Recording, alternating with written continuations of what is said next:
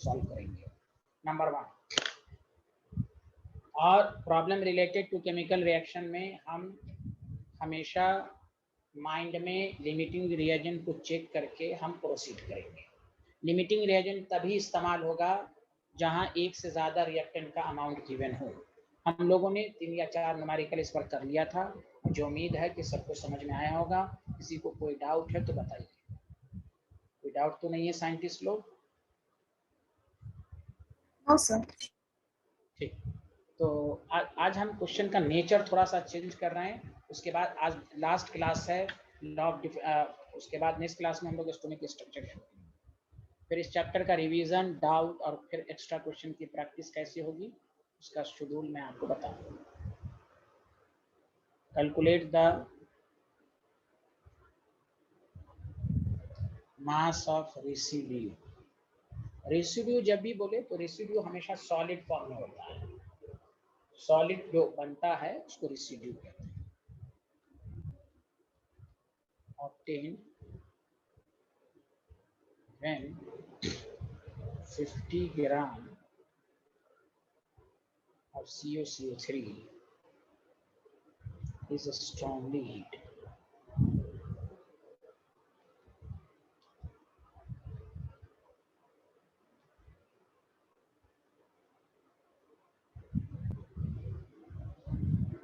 Strongly heated लिख लिया तो बताइए।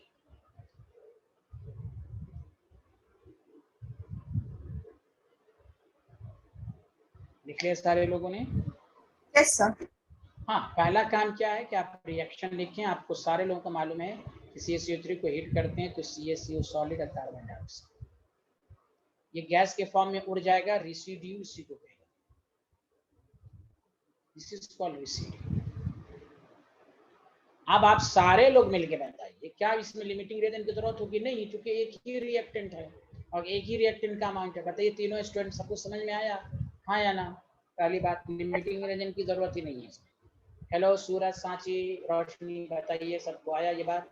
हमें इसमें हाँ, वेरी गुड। अब मैंने कहा था जब भी क्वेश्चंस करें तो हम मोल के फॉर्म में कर लें। Number of moles of CaCO3 given mass by molar mass 0.5 मोल आएगा। एकदम आसान है। 1 मोल गिव्स 1 मोल, तो 0.5 मोल भी कितना, तो डायरेक्ट कहिए CO का मोल कितना होगा? 0.5 ही मोल बनेगा। 1 मोल गिव्स 1 मोल ऑफ CO, तो 0.5 मोल 0.5 ही देगा कि नहीं? जल्दी बोलिए हाँ या ना। बहुत आसान है सर। 0.5 को हम 56 से मल्टीप्लाई करेंगे क्योंकि अब मोलर मास निकालना है, मास में कन्वर्ट करना है तो मोलर मास से मल्टीप्लाई करेंगे। This is that. तो मतलब प्रोडक्ट के मोल दोनों रिएक्टेंट्स में होंगे इक्वल?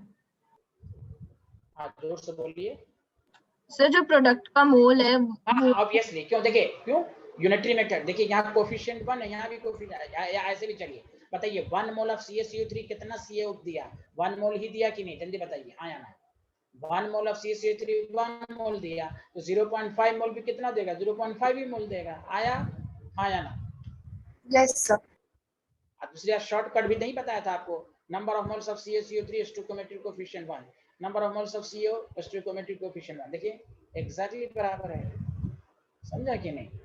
तो number of moles of CO वही होगा, 0.5 ही मोल होगा। आया समझ में? ये है। चलिए, ये छोटे छोटे क्वेश्चन सब आएंगे आपको।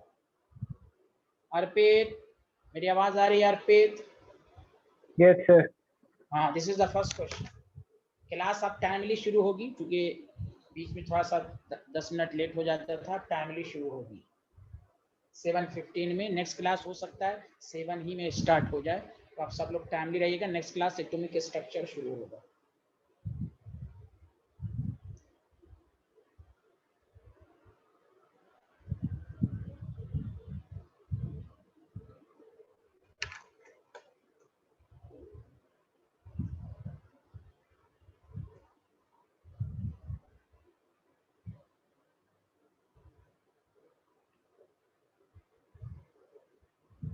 यहाँ लिमिटिंग रिएजेंट की इसलिए जरूरत नहीं पड़ी क्योंकि 2 रिएक्टेंट का अमाउंट नहीं है, इसलिए आपने डायरेक्ट आपने निकाल लिया, दोनों पे पुट करके निकाल। चलिए लिख लिया सारे लोग? आगे रिपीट कर दो कैसे? इसको रिपीट करें? सर ये वाला क्वेश्चन सर मैंने सुना नहीं था, मैं लेट ज्वाइन किया। अच्छा, क्वेश्चन लिख लिया आपने? ये सर क्वेश्चन नोट डाउन कीजिए। क्वेश्चन लिख लिया? Yes sir. हाँ, तो ये कह रहा है calculate the mass of residue. Residue कहते हैं ये सॉलिड। कैल्शियम कार्बोनेट को हीट करने पर CO बना, कार्बन डाइऑक्साइड तो उड़ जाएगा, तो बचा कौन? ये बचा को रेसिड्यू कहते हैं, ये बचे कुछ को। तो कह रहा है कितना रेसिड्यू ऑब्टेन होगा जब 50 ग्राम कैल्शियम कार्बोनेट को हीट करेंगे। तो यहाँ भी प्रोडक्ट का अमाउंट कह रहा है। जब भी प्रोडक्ट का अमाउंट कहेगा तो हम माइंड में लिमिटिंग रिएजेंट लाएंगे। क्या लिमिटिंग रिएजेंट की जरूरत होगी यहाँ पर? नहीं, लिमिटिंग रिएजेंट की जरूरत तभी होती है जब एक से ज्यादा रिएक्टेंट का अमाउंट गिवन हो। यहाँ तो एक ही रिएक्टेंट ही है, तो हम डायरेक्ट क्या करेंगे, कैल्शियम कार्बोनेट का मोल निकाल लेंगे। ठीक है, आ जाना। Yes sir. आप खुद सोचिए, 1 मोल गिव्स 1 मोल, तो 0.5 मोल्स गिव्स 0.5, तो CO के भी मोल 0। जब इसके 1 मोल गिव्स 1 मोल ऑफ CaO, तो 0.5 मोल भी 0.5 ही मोल देगा, इसलिए CO के भी मोल 0.5 मोल होंगे, उसको मास में कन्वर्ट करेंगे। बताइए, आया समझ में? रेसिड्यू Yes, किसी को भी ले सकते हैं? हाँ, रेसिड्यू किसी को भी ले सकते हैं?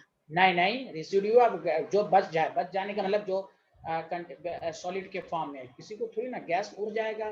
गैस रेसिड्यू का मतलब बच जाना, समझ रहे हैं ना? जैसे आप जूस निकालती हैं तो कुछ ना कुछ बच जाता है कि नहीं, जल्दी बताइए, तो वो रेसिड्यू हुआ। यहाँ पर सॉलिड रेसिड्यू हुआ, ये तो भाग जाएगा ना, गैस उड़ जाएगा हवा में। ओके, समझ में बात आई कि नहीं आई? Yes sir.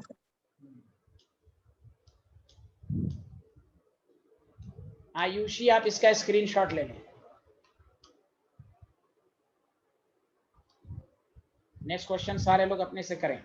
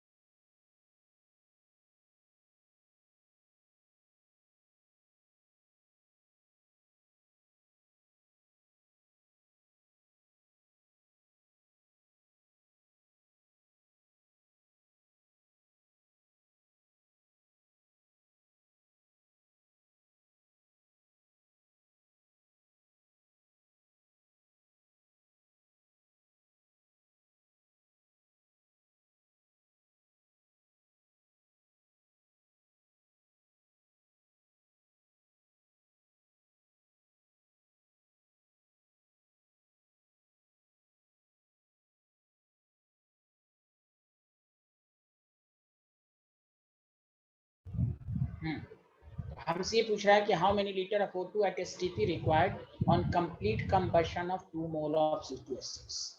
बताइए, C2H6 2 मोल जब बर्न करेगा, 2 मोल को जलने के लिए कितने ऑक्सीजन की रिक्वायरमेंट होगी? तो सिंपल क्या कीजिए, बताइए शॉर्टकट में, C2H6 divided by 1 number of moles of O2 divided by 7/2। याद आया सबको? यही तो किया था मैंने। तो number of moles of C2H6 is equal to क्या हो जाएगा, 2 into number of moles of O2 by 7। तो अब आपके पास क्या हो जाएगा, number of moles of C2H6 कितना दिया, 2 मोल। बहुत आसान है, तो आपके पास 2 into number of moles of O2 by 7 cancel. बताइए number of moles of O2 कितना चाहिए, 7 मोल चाहिए, सबका आया था 7 मोल, और वॉल्यूम निकालना है, तो volume of O2 at STP क्या हो जाएगा, 7 इंटू 22.4 से मल्टीप्लाई करें। तो बहुत आसान है, यूनिटरी मेथड से करना चाहें तो क्या करेंगे। सर O2 के मोल्स डिफरेंट आ रहे हैं मेरे। तुम्हारे तो मेरे सामने मौजूद है ना, आपका गलत होगा। यहाँ तो आ रहा है, देखिए यही क्वेश्चन लिखा आपने। आपने यही क्वेश्चन लिखा है सांची। यस सर, वो मैंने इसको recipe number of moles of C2H6 divided by stoichiometric coefficient, number of moles of O2 divided by stoichiometric coefficient. यहाँ देखिए 2 ऊपर चला जाएगा 2। सर, जैसे वो STP पे दिया है तो उसे 22.4 के ऊपर अपॉन करके नहीं निकाल सकते हैं। कि आपको हमेशा मैं 10 दफा बोल दिया कि मोल पहले मोल से निकाल लें, या तो किया ही लास्ट में आंसर मोल से मल्टीप्लाइड कर दें। आप क्यों हमेशा क्वेश्चन को एक तरीके से कीजिए, मोल है तो मोल के फॉर्म में मोल निकाल लीजिए, तब ना लास्ट में देखिए 7 मोल हुआ तो 1 मोल का 22.4 लीटर, तो 7 मोल का क्या होगा 7 इंटू। यानी कल से मैं आज ये 5वां 6वां क्वेश्चन है, हमेशा आज भी मैंने रिपीट किया कि आप केमिकल रिएक्शन को पहले हमेशा मोल्स से निकालें, मोल्स निकाल लें, फिर लास्ट में वॉल्यूम से मल्टीप्लाई करें। हम क्यों कॉम्प्लिकेटेड करना चाहें, यहाँ पर भी वॉल्यूम लिखें, यहाँ पर भी वॉल्यूम लिखें, ऐसे भी निकल जाएगा, कोई गलत नहीं होगा, उससे आंसर वही आएगा। लेकिन आप एक तरीके से करें क्वेश्चन, मोल से हमेशा क्वेश्चन को ट्राई करें। ओके, सूरज सबको समझ में आया? हाँ या ना, जल्दी बताएं। Yes sir. छोटे छोटे क्वेश्चन है, कोई टफ नहीं है, कॉम्प्लिकेटेड मत बनाइए सारे लोग, बहुत ही आसान है। यूनिटरी मेथड कैसे करते हैं? 1 मोल ऑफ C2H6 कैसे लिखते हैं? 1 मोल of C2H6 required 7/2 mole of O2। तो 2 मोल ऑफ C2H6 रिक्वायर्ड, तो 2 into 7/2। कितना आसान है, कैंसिल, 7 मोल आ गया। अब चूंकि वॉल्यूम पूछ रहा है तो 7 को 22.4 लीटर से कर दो। तो वो लैंग्वेज ना लिखाते हुए हम डायरेक्ट आपको सिखा रहे हैं, number of moles of C2H6 by stoichiometric coefficient, number of moles of O2 divided by stoichiometric coefficient.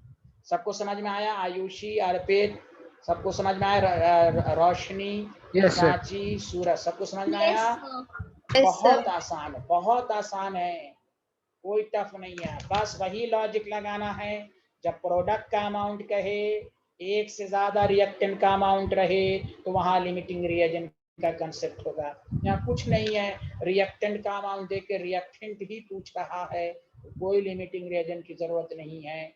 Limiting reagent की जरूरत कब होती है? जब कितना प्रोडक्ट बना या कितना एक्सेस रिएजेंट लेफ्ट हुआ। ये दो चीज को दिमाग में सेट कर लीजिए कि जब भी किसी न्यूमेरिकल में प्रोडक्ट अमाउंट कहे, कितना एक्सेस रिएजेंट लेफ्ट हुआ, तो हम लिमिटिंग रिएजेंट को चेक करते हुए क्वेश्चंस को बनाएंगे, पहली बात। दूसरी बात, तभी चेक करेंगे जब एक से ज्यादा रिएक्टेंट का अमाउंट होगा। यहाँ तो कुछ करना ही नहीं, लिमिटिंग रिएजेंट ऐसे भी जरूरत नहीं, एक रिएक्टेंट का अमाउंट देकर दूसरे रिएक्टेंट का अमाउंट पूछ रहा है। आगे बढ़े, जल्दी बताइए सारे लोग, सारे लोग बताइए, आया समझ में? आगे बढ़े। Yes sir. हाँ, ये लिख लिया आप लोगों ने, ये भी लिख लिया।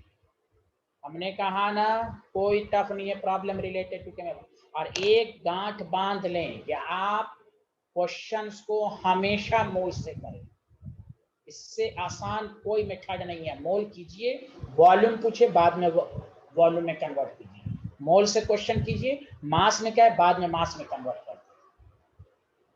एक तरीके को अपनाइए, एवरी क्वेश्चन को सॉल्व करते वक्त मोल निकालिए। चलिए लिख लिया सारे लोग? हाँ या ना, जल्दी बताइए। ये भी क्वेश्चन आप करके दिखाइए, बहुत आसान है। 2.76 gram of Ag2CO3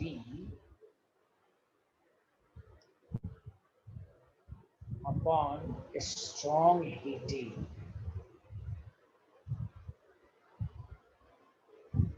gives residue. What mass of residue is produced? What mass of residue is produced? अरे कशिश, आप पिछले क्लास में तो नहीं आई थी ना?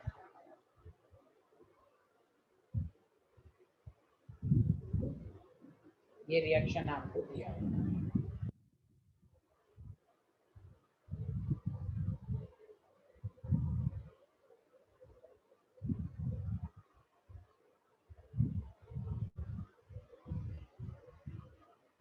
इसमें रेसिड्यू कौन होगा, जल्दी बताइए, कौन रेसिड्यू इसमें होगा प्रोडक्ट में? क्या गैस रेसिड्यू हो सकता है? Sir 2Ag। हाँ, यानी Ag होगा, 2Ag नहीं बोली, तो बैलेंसिंग के लिए Ag है। अब आप देखिए, Ag का नीचे लिख लीजिए। अब ये आप अपने से कीजिए जल्दी से।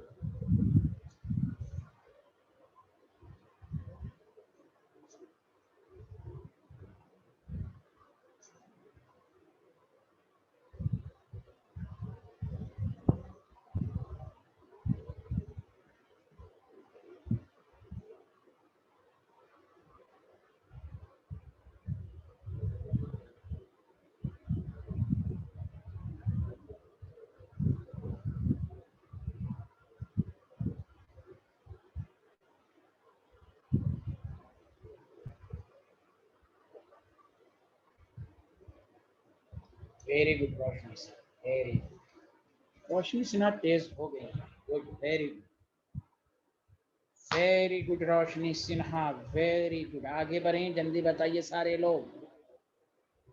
हमेशा मोल को कहा, सूरत मास पूछा है तो मास निकालिए। Arpit very good, thank you Arpit, thank you Arpit. Surat आपका मोल के फॉर्म में आंसर सही है, नहीं गलत है, मोल के फॉर्म में भी गलत आंसर। चलिए, सबसे पहला काम सब लोग एक दफा रिपीट कीजिए। हम problem related to chemical reaction को हम पहले किससे सॉल्व करेंगे, मास से कि मोल से कि वॉल्यूम से? पहले किससे सॉल्व करेंगे? मोल। बोलिए क्या पहले निकालेंगे? मोल। हाँ, given mass by molar mass भी इसका 276 आएगा, 0.01 मोल आएगा। क्लियर है यहाँ तक? आया ना? बताइए। Yes sir. फिर से सुनिए, कह रहा है कितना एजी बना, तो एजी तो प्रोडक्ट है, एजी प्रोडक्ट है। जब भी केमिस्ट्री में किसी भी केमिकल रिएक्शंस में प्रोडक्ट का अमाउंट कहे तो पहले लिमिटिंग रिएजेंट चेक कर लो। हम देखेंगे नहीं, लिमिटिंग रिएजेंट की जरूरत तो है ही नहीं, क्योंकि एक ही रिएक्टेंट है। बोलिए हाँ या ना? Hello everyone. Yes sir. Yes, sir. हाँ, लेकिन माइंड में लिमिटिंग रिएजेंट रखेंगे कि आप मिक्सअप क्वेश्चन करें, मिक्सअप माइंड में लिमिटिंग रिएजेंट रखेंगे। अब आपको देखना है कि होगा यूज कि नहीं होगा। आप ऊपर क्वेश्चन को करेंगे तो फिर बाद में भूल जाएंगे, ओ शिट यहाँ ये करना था। लेकिन माइंड में लिमिटिंग है, जब भी क्वेश्चन करते वक्त आप माइंड में लाइए, फिर चेक कीजिए कि जरूरत है या नहीं। तो नहीं है, लेकिन माइंड में पहले लाना है लिमिटिंग रिएजेंट, तो आपका सटीक आंसर हर क्वेश्चन में लगेगा। अंधाधुन नहीं करना, सर ऐसे बता रहे थे ऐसे हो रहा है, नो, कंसेप्ट से क्वेश्चन को करें प्लीज एंड प्लीज। अब आइए यूनिटरी मेथड, 1 मोल गिव्स 2 मोल, तो इतना मोल गिव्स कितना, डायरेक्ट आंसर आ जाएगा 0.02। ना भी समझ में आए तो देखिए coefficient 1, number of moles of Ag by 2, तो नंबर ऑफ मोल Ag कितना बना, तो 2 into this, 2 into this, 2 into this, देखिए 2 into 0.02, ये 0.02 मोल आया। अगर मास में पूछ रहा है, मास का मतलब 0.02 को इसके मोलर मास से मल्टीप्लाई, तो 216 ग्राम, 2 के बाद है, दिस इज आंसर। सबको समझ में आया? इससे आसान क्या हो सकता है? बोलिए, सबको समझ में आया? Hello everyone. Yes sir. Yes sir. बताइए, सांची, सूरत, कशिश, अर्पित, आयुषी, रोशनी, सबको क्लियर है? जिनका आंसर आया उनको भी क्लियर Yes, sir. हो रहा है? Very good. सांची, कुछ पूछना है इसमें कि मैं आगे बढ़ूं? सांची, नो सर, समझ आ गया। Thank you. सूरत, आपका आंसर गलत क्यों हुआ? सूरत साइंटिस्ट, आपका Yes, आंसर, sir. चलिए आपका आंसर गलत हो गया ना साइंटिस्ट, चेक किया आपने कहाँ गलती Yes. हुई? हाँ चलिए कोई बात नहीं है। क्या मैं आगे बढ़ूं? Hello everyone. Yes, sir.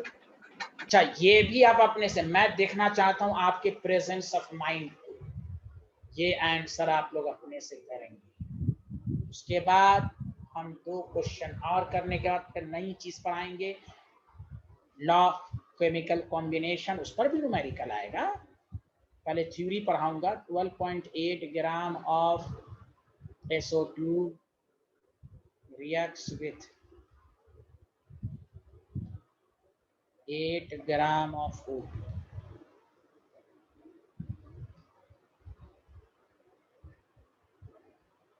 What mass of SO3 is produced? आप अपने से करेंगे, ये क्वेश्चन अपने से बनाएं। SO2 O2 से रिएक्ट करके SO3 करेगा, आप अपने से क्वेश्चन बनाएं। सल्फर का 32 होता, मैं कुछ नहीं बोलूंगा।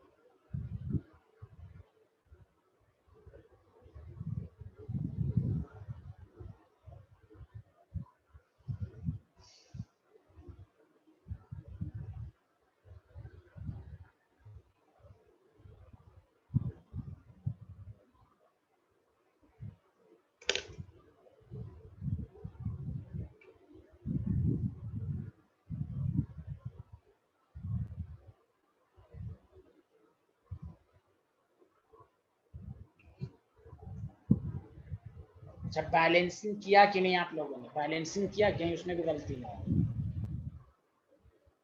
सर किया है। कर लिया सर। यही आया है?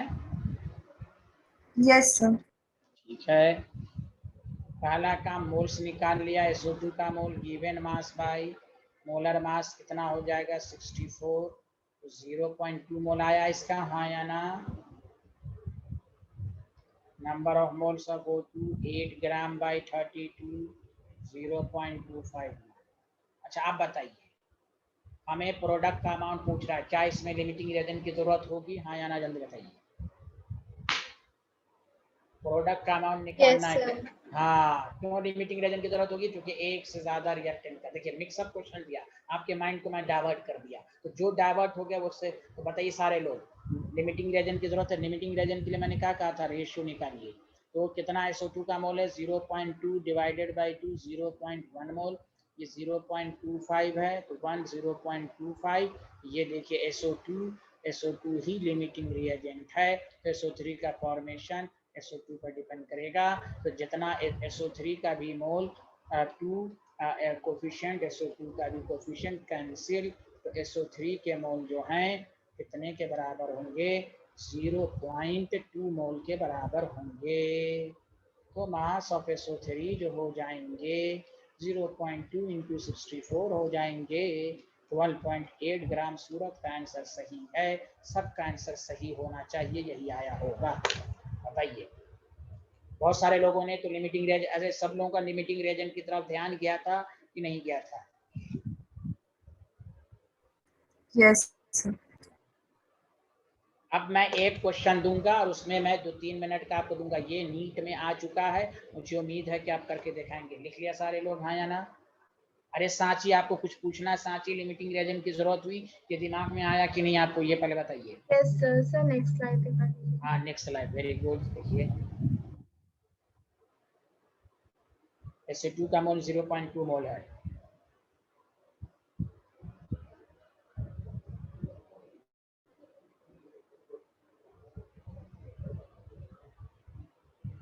अर्पित, आपको न्यूमेरिकल समझ में आया? आयुषी, आपको आया?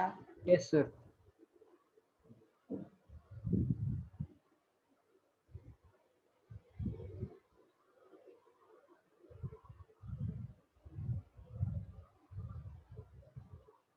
लिया?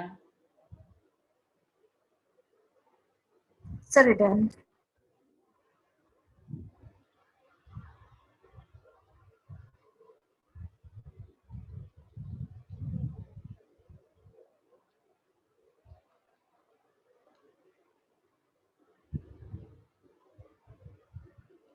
ये मैं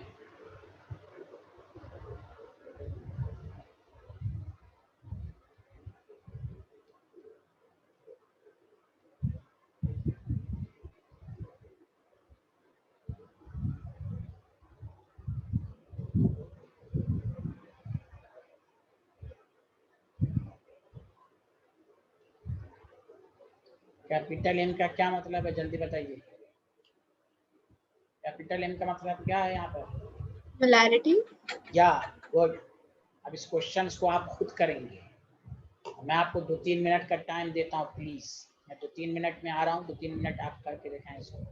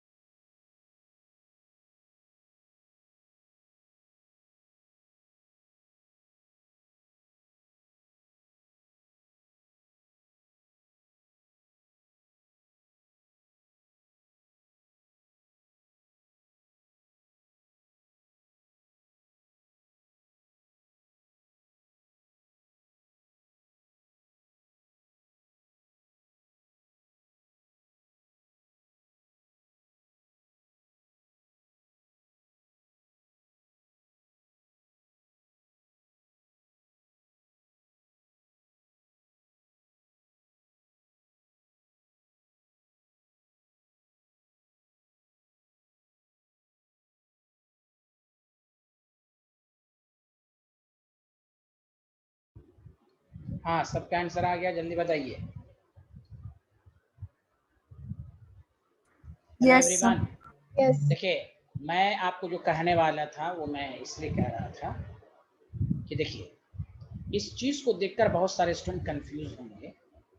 मैं इसलिए कह रहा हूँ, उस वक्त से मैं क्यों रिपीट कर रहा हूँ, मेरा मकसद है एक एक बच्चों के माइंड में आए कि आप हमेशा problem related to chemical reaction mole से शुरू करें। जिस स्टूडेंट को ये कंसेप्ट होगा चाहे मोल किसी भी फॉर्म में निकालना पड़े हम मोल निकालेंगे। अब यहाँ मालूम नहीं है number of moles of Cl molarity into volume नहीं लिख सकते हैं। मोलारिटी का formula number of moles per unit volume होता है। बोलिए हाँ या ना, हाँ या ना, जल्दी बताइए। Yes, sir. वो क्वेश्चन में कुछ भी दे दे, मोलालिटी दे दे, मोलारिटी दे दे, नॉर्मेलिटी दे दे, कुछ भी दे दे, मेन मकसद होना चाहिए कि मोल निकालने से हम क्वेश्चन की शुरुआत करें। कल मैंने हिंदी में लिख भी दिया था, हमेशा मोल से क्वेश्चन कभी डाउट नहीं आएगा। मास दिया रहा है तो गिवन मास में मोलर। अब देखिए एक नई चीज आई, मोलारिटी से कैसे मोल्स निकालेंगे, तो मोलारिटी इंटू आप उधर उधर में रहेंगे, ये कभी मास दिया है कभी वो दिया है, तो आप कंफ्यूज रहेंगे। आपको ऐसा जो कभी इधर से कर रहे हैं, कभी कोई टीचर मास से सॉल्व करते हैं, कोई उसमें आप कंफ्यूज रहेंगे। आप एक ही फंडा को लेकर अपने मोलारिटी का 25/1000 वॉल्यूम को लीटर में कन्वर्ट करें 0.75। सर सर बताइए कितना कैलकुलेशन आया, किसी को मालूम है? जल्दी बताइए ये कितना आ गया। 25 इंटू 0.75 तो 18.75 10 टू द पावर -3 मोल। बस अब बताइए हमें CaCO3 का मोल निकालना है। बस number of moles of CaCO3 should be equal to number of moles of Cl/2। इतना आसान है, आप तोड़ तोड़ के पढ़ेंगे। बताइए सब लोगों ने इसी तरह किया था, हाँ या ना? Yes sir. 9.375 क्यों नहीं आपसे बनेगा, ये मोल हो गया। अगर हमें मास में कन्वर्ट करना था तो उसको 100 से मल्टीप्लाइड कर देंगे, 100 से मल्टीप्लाइड कर देंगे, 10 बचेगा, 10 से -10 बचेगा, तो शायद आपको आंसर आया होगा 0.9375 ग्राम। बोलिए हाँ या ना, जल्दी बोलिए। सबको समझ में आया? प्लीज बताइए सारे लोग। सांची सूरत किसी को कोई डाउट है इसमें? तो रोशनी का आंसर आ गया था, सांची का गलत, सूरत का भी गलत। क्या 1 ग्राम कहाँ से आ गया भाई? 1 ग्राम, अच्छा लगभग 1 ग्राम आ गया, 0.1। सबको समझ में आया? प्लीज बताइए। Hello everyone. Yes sir. जब आपको यह एहसास होगा कि हम क्वेश्चन को मोल से करेंगे तो कभी गलती नहीं। इवन कि यहाँ पर मोलालिटी भी दे दे, नॉर्मेलिटी भी दे दे, पार्ट्स पर मिलियन दे दे, कुछ भी दे दे, आपको मोल्स निकालना है। किसी को कोई डाउट है यहाँ पर? जल्दी बताइए। सर एक चीज पूछनी है। हाँ पूछिए। जैसे जब रिएक्टेंट्स में हो रहा है तो हम डायरेक्टली मोल निकाल के फिर इसका रेशियो निकाल के उसे इक्वेट कर सकते हैं, बस प्रोडक्ट के लिए हमें LR की जरूरत होती है। नहीं, प्रोडक्ट के लिए LR की जरूरत होती है कब? जब एक से ज्यादा रिएक्टेंट का अमाउंट गिवन रहेगा। ये अब सर हर जगह के बारे में पूछते तो जरूरत नहीं होती ना। जी जोर से बोलिए। जब रिएक्टेंट के बारे में ही पूछते हैं तो जरूरत नहीं होती। जैसे नहीं हाँ रिएक्टेंट, हाँ भाई मैं उस वक्त अभी रिपीट किया ना मैंने। देखिए जब भी अमाउंट ऑफ प्रोडक्ट का है या अमाउंट ऑफ एक्सेस रिएजेंट, कल पढ़ा था ना हम लोगों ने प्रीवियस क्लास में, अमाउंट ऑफ एक्सेस रिएजेंट या अमाउंट ऑफ प्रोडक्ट का है तो लिमिटिंग रिएजेंट की जरूरत हो सकती है, मस्ट नहीं है, हो सकती है। बिकॉज जब एक से ज्यादा रिएक्टेंट का होगा तभी निकालेंगे। रिएक्टेंट देकर रिएक्टेंट ही का अमाउंट पूछ रहा है, उसमें हम क्यों लिमिटिंग रिएजेंट निकालेंगे? समझ में बात आई? हाँ या ना, जल्दी बताइए। Yes. ये दो चीज को जब भी ना समझ में अपने लैंग्वेज में भी हिंदी में लिख सकते हैं।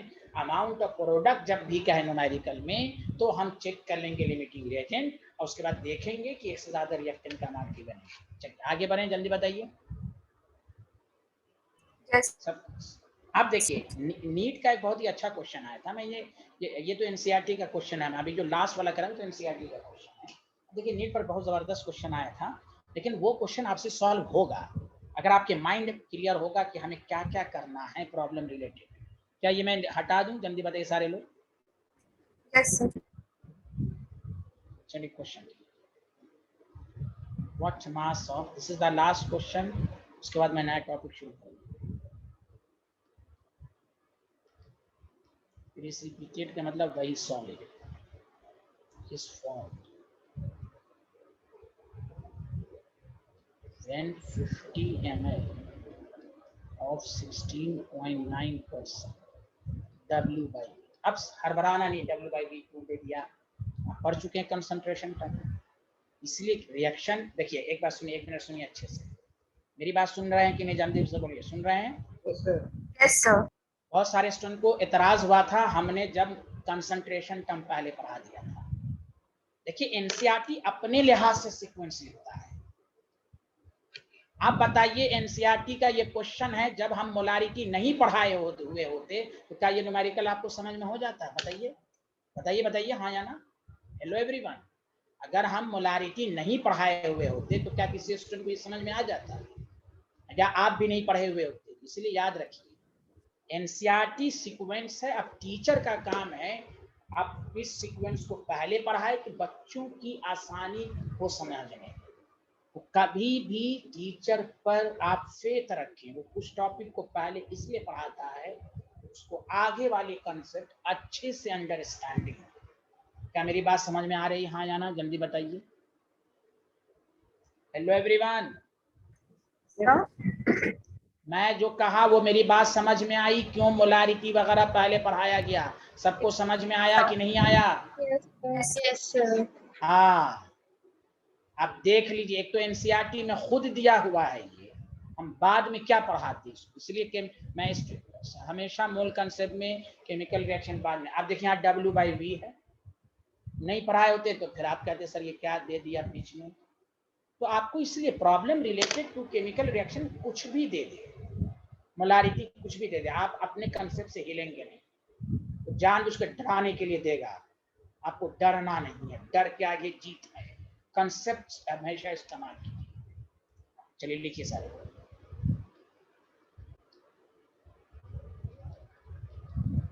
ये मैं खुद करूंगा।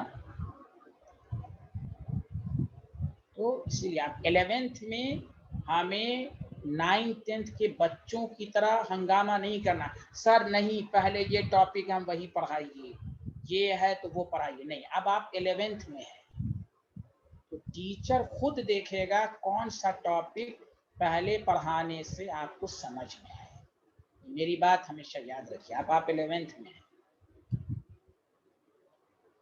एनसीईआरटी अपने लिहाज से टॉपिक लिखता है, सिलेबस के लिए लिखिए बस।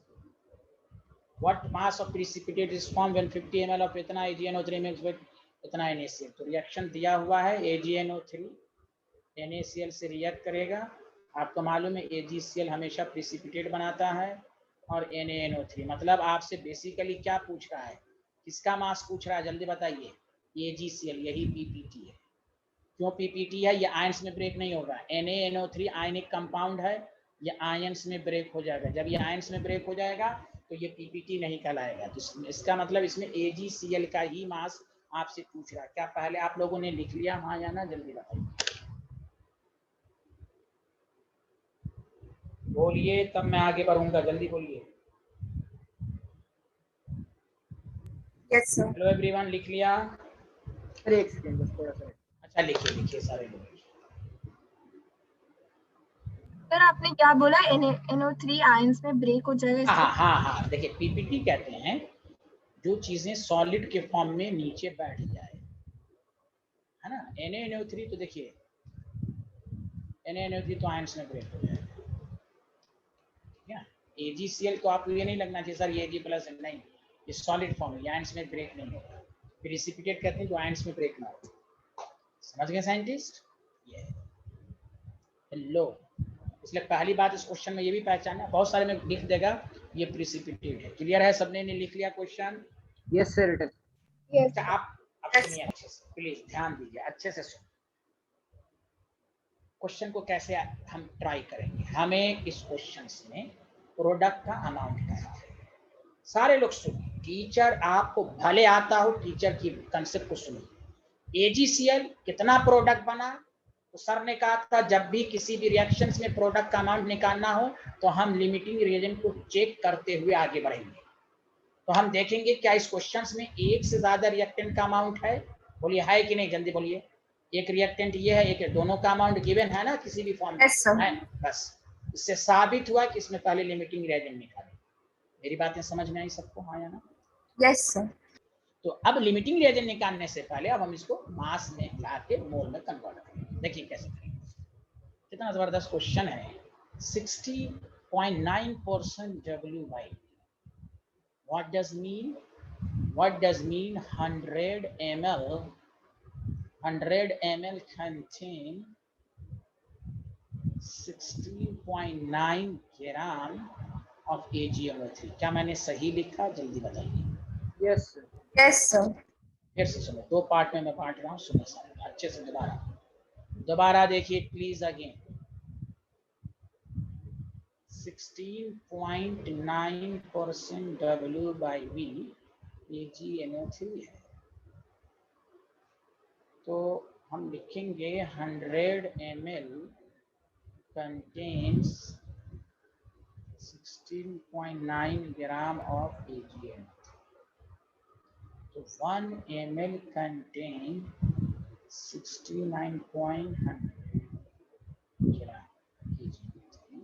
इसलिए देखिए क्या लिखा हो, 50 ml में कितना, तो 50 ml में हम मास निकालेंगे। ये आपका आया 100। क्या यहाँ तक सबको समझ में आया, हाँ या ना, जल्दी बताइए, हाँ या ना। तो ये आपका हो गया 8.45 ग्राम AgNO3 आया। हम इसका यहाँ पर मोल निकाल लेंगे। गिवन मास बाई, बोलिए मोलर मास, कितना हो जाएगा 10814 प्लस 48। बताइए कितना आ रहा है, बताइए कितना आ रहा है। 108 plus 14 plus 48 170। Any problem? No, sir. ये आपको आ रहा है 0.049। 0.049 आप लगभग ले लीजिए 0.05। अब आइए फिर से यहाँ देखिए, और दूसरा क्या है 5.8%, इसमें भी क्या है 50 ml, ठीक है। 5.8% W/V NaC। फिर वही बात, मैं डायरेक्ट लिख दूं, देखिए मैं इसे डायरेक्ट लिख दिया तो जरूरी मैं डायरेक्ट लिख रहा हूँ। Mass of NaCl 5.8 by 100 into 50। जिस तरह यहाँ है देखिए 16.9% इंटू 50। अरे बोलिए ना सब लोग, hello everyone. Yes, sir. Yes, sir. तो अब आपके पास number of moles of NaCl 2.9 divided by 58.5, ये भी वही आ रहा है। हेलो एवरीवन, ये देखिए नई चीज आपको मालूम होगी। देखिए AgNO3 है, ये देखिए नीट का पेपर का क्वेश्चन है, कोई टफ नहीं है। AgCl प्रिसिपिटेट बना, बाकी कुछ नहीं। ये भी 0.05 है, ये भी 0.05 है। रेशियो सेम होगा कि नहीं, तो दोनों लिमिटिंग रिएजेंट है, दोनों लिमिटिंग रिएजेंट है। AgCl इस पर भी डिपेंड करेगा, दोनों से आंसर सेम आएगा। जब किसी भी क्वेश्चन में दोनों लिमिटिंग रिएजेंट आए तो प्रोडक्ट का नाम दोनों से सेम आएगा। बोलो आया समझ में, हाँ या ना, जल्दी बता दो। तो एक Yes, बात sir. बताओ, जब इसके भी कोफिशिएंट 1, इसके भी, तो AgCl भी इतना ही मोल बनेगा ना। अरे बोलो बोलो बोलो, AgCl भी तो Yes. 0.05 ही मोल होगा। तो मास ऑफ AgCl क्या हो जाएगा 0.05 इंटू मोलर मास 143.5 ग्राम, क्योंकि Ag108 होता है क्लोरीन का। कितना अच्छा क्वेश्चन था ये। बताइए सबको समझ में आया या नहीं आया, बोल दीजिए। कौन हाँ। ऐसा स्टूडेंट है जिसको नहीं आया? चलिए यहाँ से शुरू कीजिए, आपको ट्राई कीजिए यहाँ से। अब हम नई चीजों पर आएंगे, जल्दी लिखिए।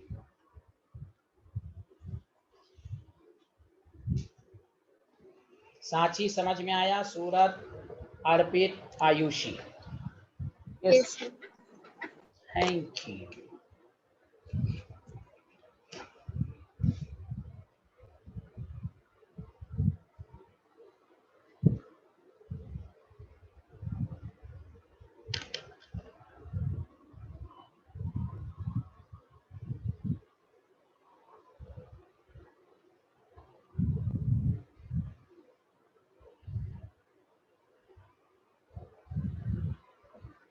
Sir, please show the next slide.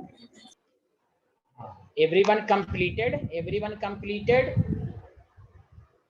Arpit, Ayushi, Sanchi, Surat, everyone completed? Kashish? Yes, sir. Thank you.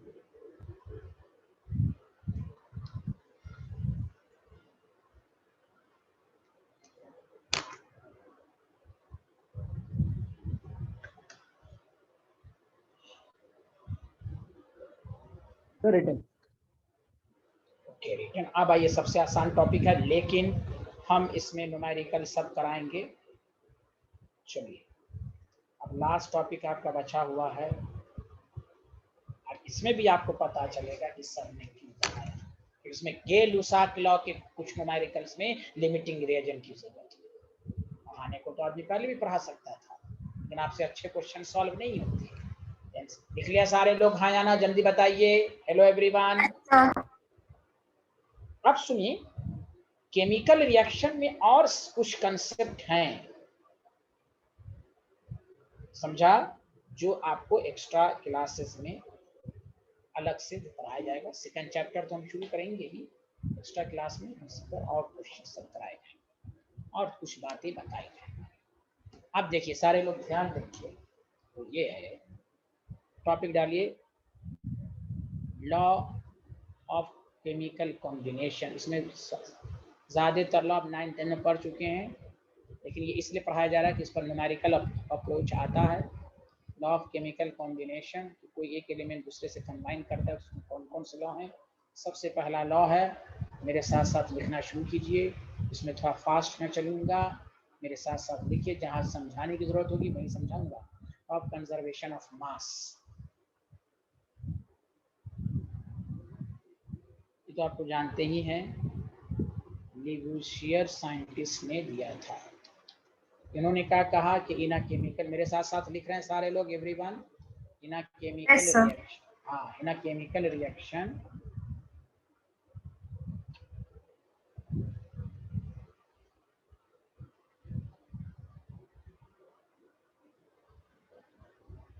Total mass of reactant is equal to, क्या हो जाएगा जल्दी बताइए। Total mass of reactant is equal to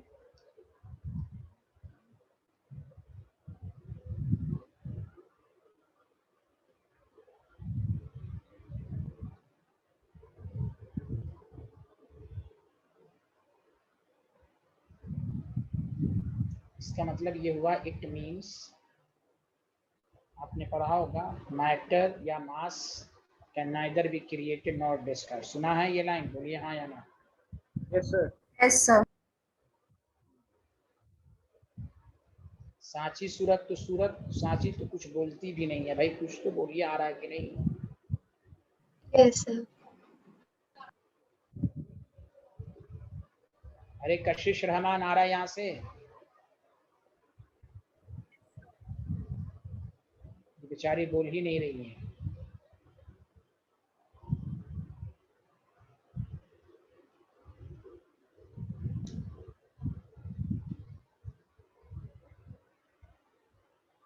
लिखिए, बताइए। न्यूमेरिकल कराएंगे, पहले मैं 4 लॉ समझा दूंगा,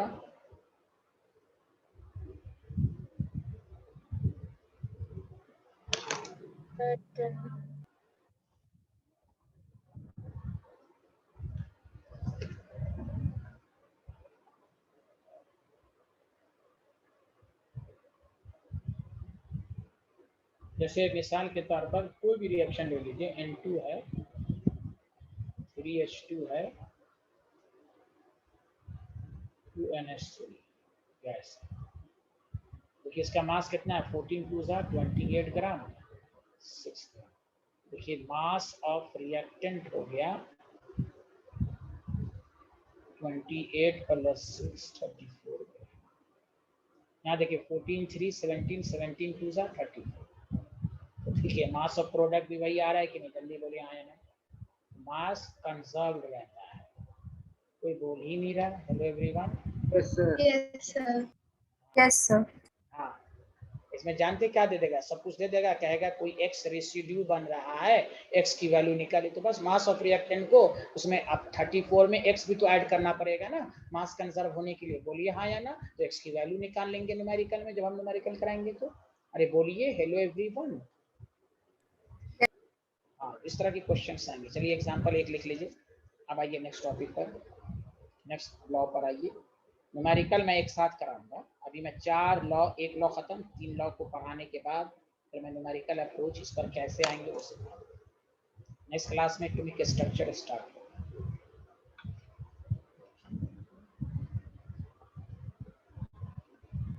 अब आपकी टाइमिंग 3 दिन रहेगी। MWF ये नोट कर लें सारे लोग, Monday Wednesday Friday, Monday Wednesday Friday.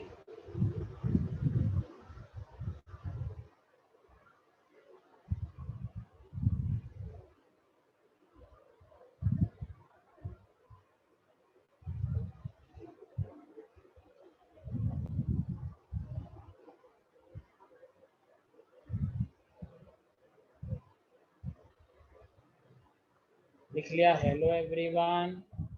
Yes, sir. अब आइए सेकंड लॉ।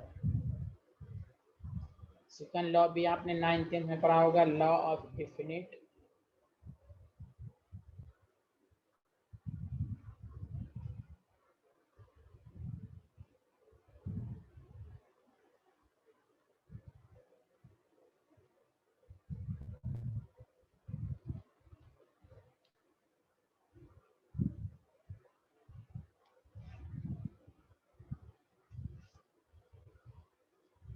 देखिए, तो बहुत आसान है। जैसे आप देखिए वाटर है, चाहे आप ड्रिंकिंग वाटर लें, टैप वाटर लें, या कहते हैं इसको रेन वाटर लें, अमेरिका का लें, इंडिया का लें, हमेशा वाटर में ऑक्सीजन और हाइड्रोजन ही होगा कि नहीं, जल्दी बोलिए सारे लोग। Yes sir.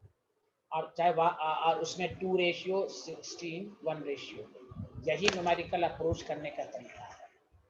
आप कह देगा, सुनिए, एक एक्सपेरिमेंट में कह देगा ये है हाइड्रोजन का मास और ये ऑक्सीजन का मास और मिलकर वाटर बनाए। एक कह देगा एक एक्सपेरिमेंट दूसरा है, उसमें ये वाटर बना, उसमें हाइड्रोजन और ऑक्सीजन का ये, कहेगा बताओ कौन सा लॉ ओबे हुआ।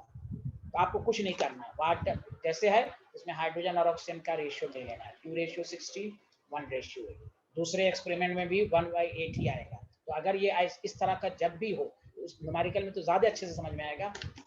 जितने भी एक्सपेरिमेंट कुछ भी कर लें, वाटर में हाइड्रोजन ऑक्सीजन का रेशियो 1/8 अगर हर जगह है तो हम समझ जाएंगे डिफिनिट प्रोपोर्शन है, definite composition, irrespective of source. चाहे वाटर कहीं से भी आप लाएं, मतलब डिफिनिट प्रोपोर्शन ये कहता है chemical compound always contain same element.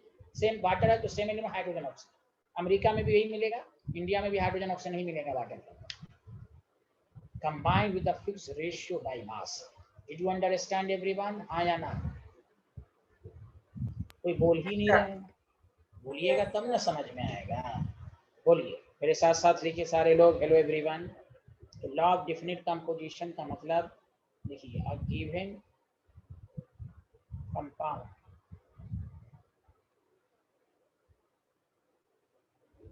Compound always contains exactly the same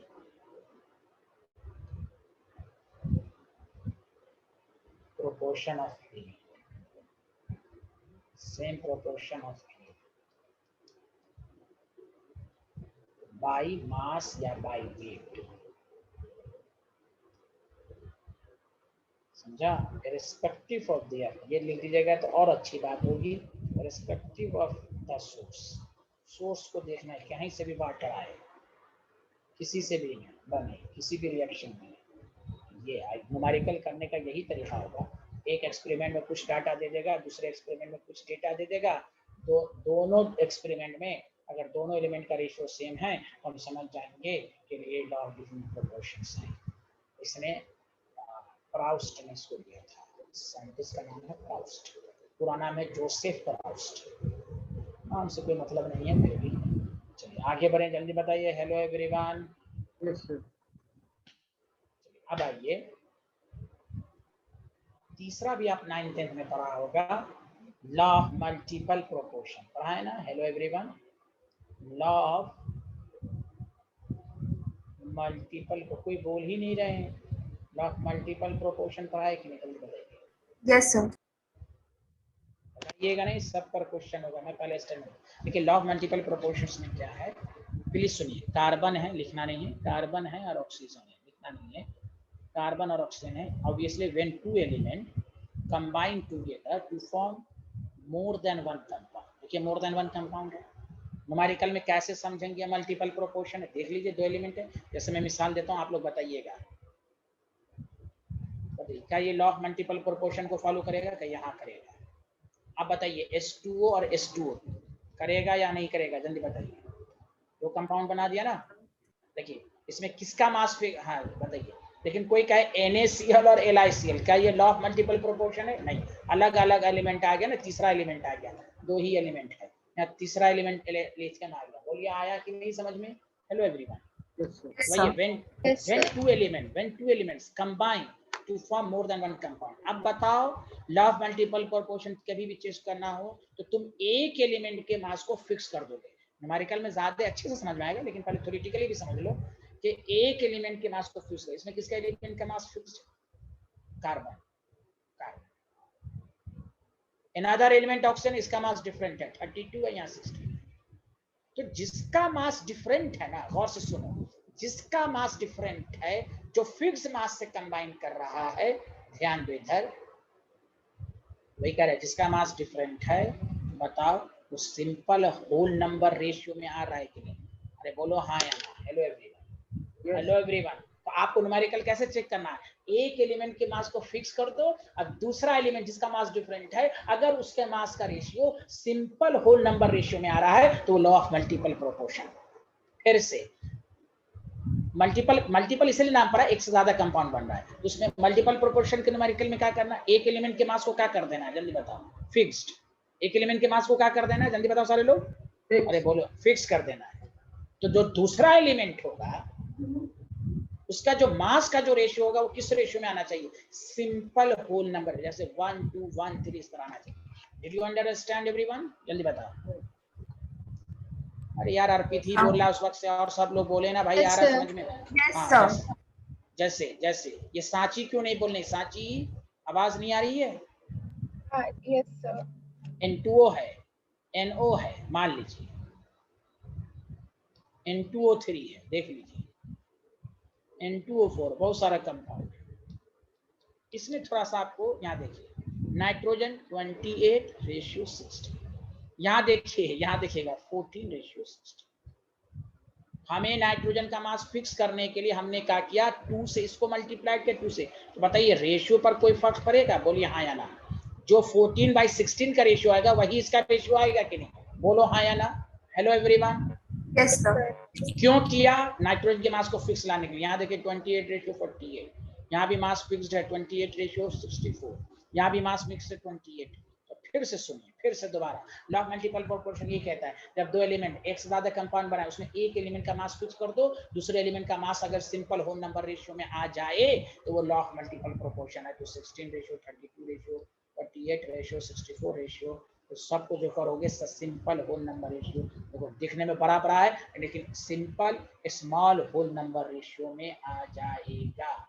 बोलो आया? तो ये भी लो, असल मजा आएगा न्यूमेरिकल्स में, लेकिन न्यूमेरिकल में यही काम देगा कि एक एलिमेंट के मास को फिक्स करके दूसरे एलिमेंट का मास को चेक कर लेंगे, अगर वो सेम प्रोपोर्शन में आ गया, ए सिंपल होल नंबर में आ गया, तो लॉ ऑफ मल्टीपल प्रोपोर्शन होगा। चलिए मेरे साथ साथ लिखिए, मेरे साथ साथ, व्हेन, अच्छा लॉ ऑफ मल्टीपल प्रोपोर्शन आपको मालूम है डाल्टन ने दिया था, लिख लीजिए, डाल्टन ने दिया था। अब मेरे साथ लिखिए, when two elements combine to form मेरे साथ साथ लिखिए, मोर than one compound, more than one compound, the masses of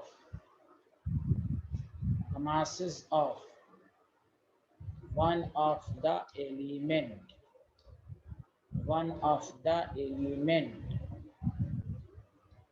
combined with fixed mass of another element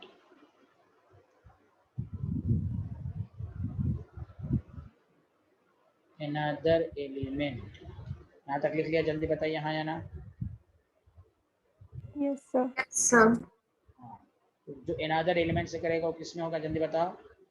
R in the simple whole number ratio या R in the ratio of a small whole number ratio, ये भी लिख सकते हैं।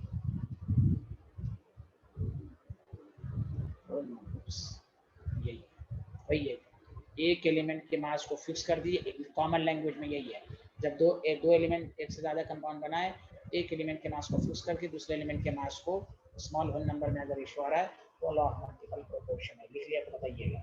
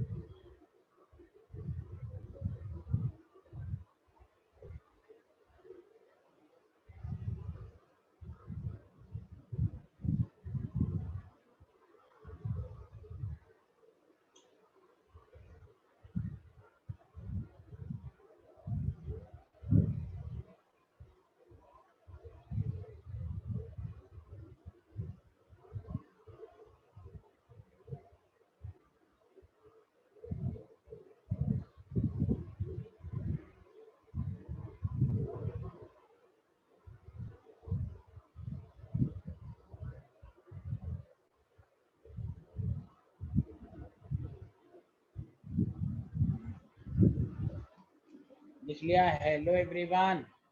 Yes, sir. Yes, sir. चलिए example लिखिए, जल्दी से फटाफट लिखिए। अब ये जो लास्ट लॉ है उसको अच्छे से समझिए, जो सीबीएसई में शायद नहीं रहा होगा 9th में, और इस पर उसी पर न्यूमेरिकल की मैं शुरुआत भी करूंगा। Excuse me sir. हाँ बोलिए scientist. Sir law of definite proportion की वाली स्लाइड दिखा सकते हैं प्लीज? हाँ हाँ क्यों नहीं, विजय साइंटिस्ट। थैंक यू सर, मैंने लिखा नहीं था।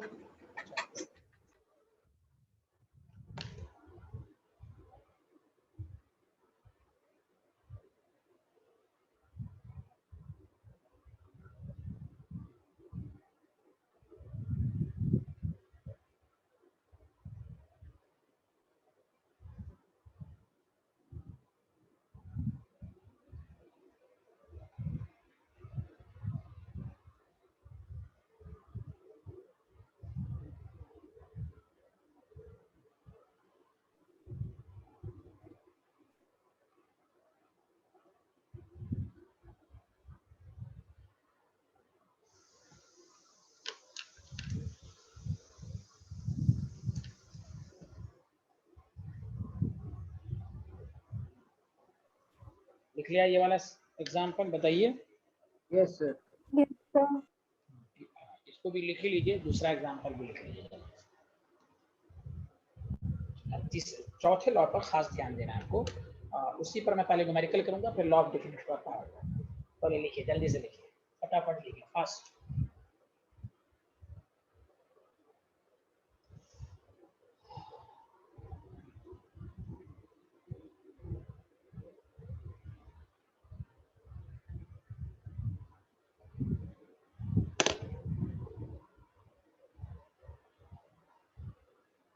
अरे बोलिए ना, हेलो एवरीवन। लिख लिया? Yes sir.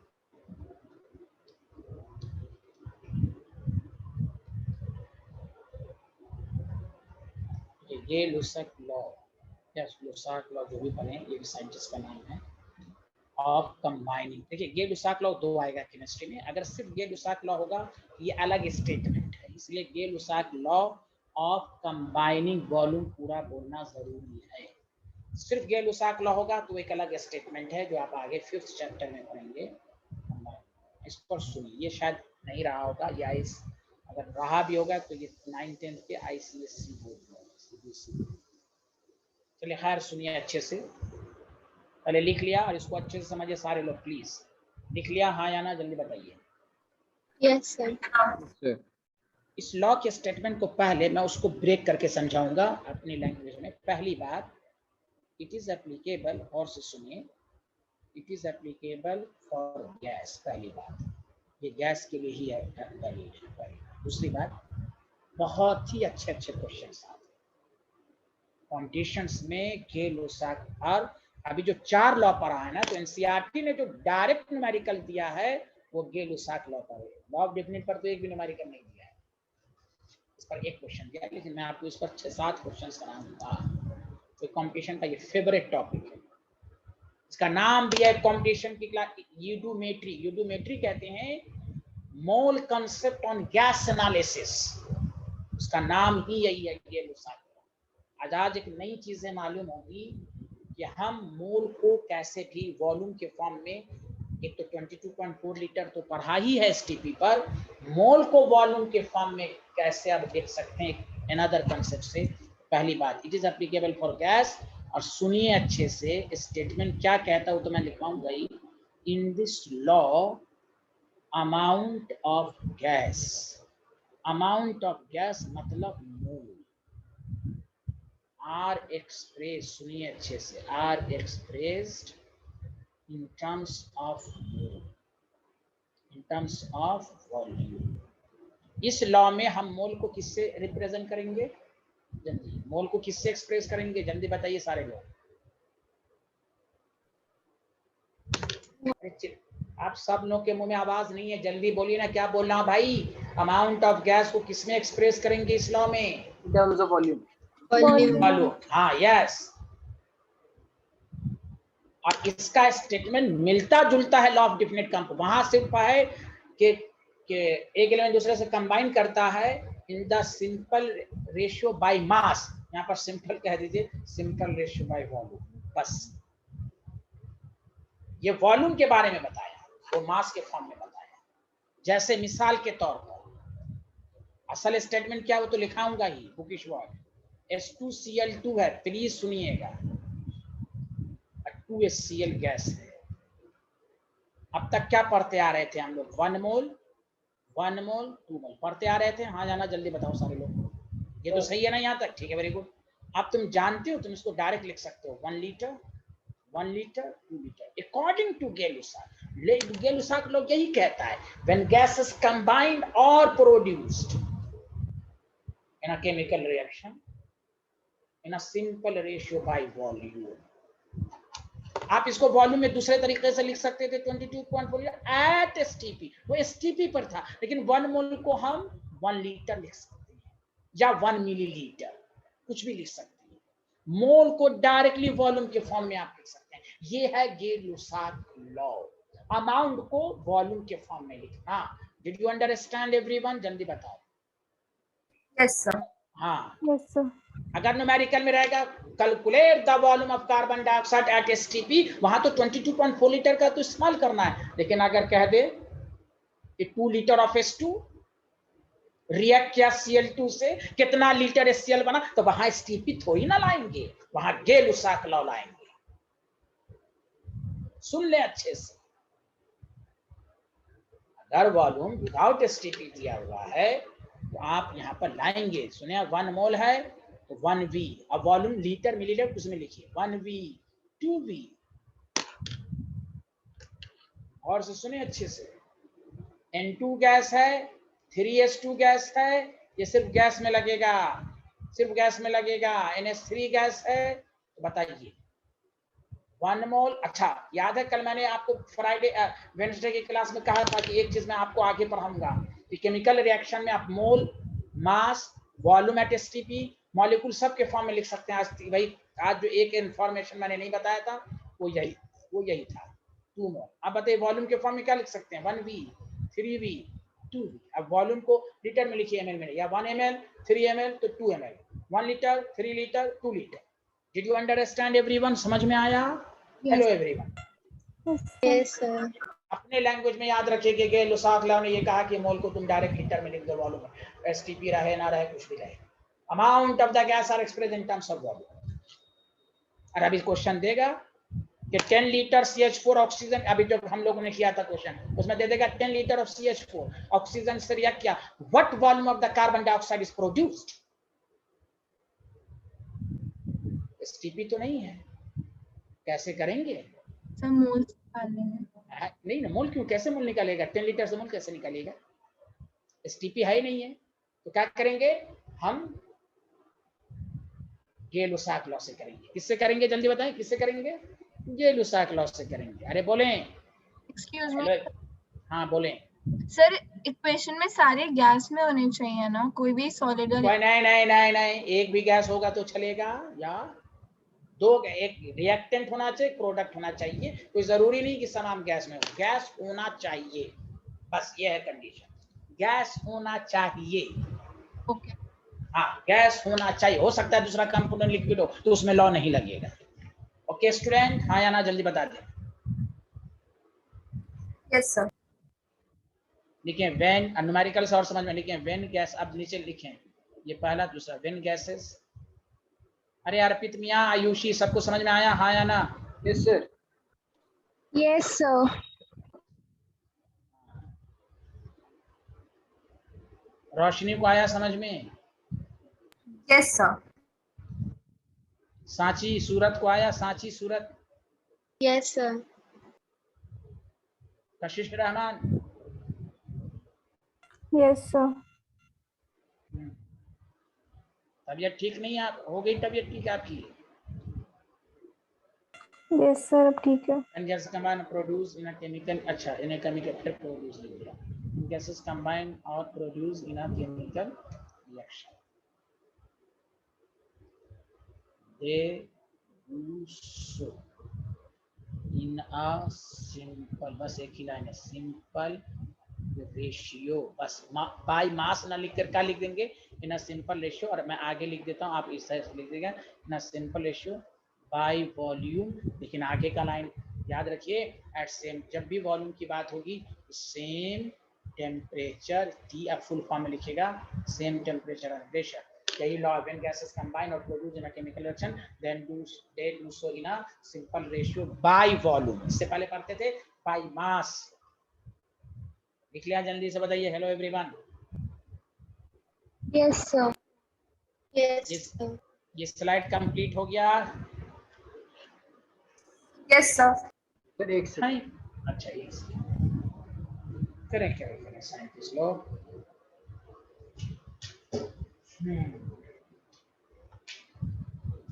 तो ये वाले लॉ में एसटीपी यूज आ भी सकता है और नहीं भी आ सकता, किसमें तो इस लॉ में एसटीपी। हाँ एसटीपी, तब एसटीपी कहेगा तो हम गेलुसाक लॉ की इस्तेमाल ही नहीं करेंगे। यहाँ एसटीपी की जरूरत, गेलुसाक में एसटीपी की जरूरत ही नहीं है, हम क्यों करेंगे भाई, एसटीपी है तो सबको मालूम है 22.4 लीटर। यहाँ पर ये है कि वॉल्यूम को डायरेक्टली मोल से रिलेट करना है, 1 मोल 1 लीटर, ये कहने का मतलब है। एसटीपी तो 22.4 लीटर है ही है, वो उसके लिए एप्लीकेबल ही नहीं है गेलुसाक लॉ के लिए। गेलुसाक लॉ के लिए एप्लीकेबल है कि आपको 1 मोल है तो 1 लीटर ले सकते हैं। समझ में आया? जब एसटीपी रहेगा तो 22.4 लीटर से करेंगे ना, जो न्यूमेरिकल में इससे पहले भी कराया आपको। आया ना? जल्दी बताइए साइंटिस्ट। जब एसटीपी देगा तो आप 22.4 लीटर का इस्तेमाल करेंगे। No Gay-Lussac law is used, Gay-Lussac law is used in terms of only volume, जहां एसटीपी वगैरह सब ना दिया हो। लिख लिया सारे लोग, हाँ या ना? जल्दी बताएं। चलिए एक दो एग्जांपल लिखिए, अब मैं क्वेश्चन की शुरुआत कर रहा हूँ।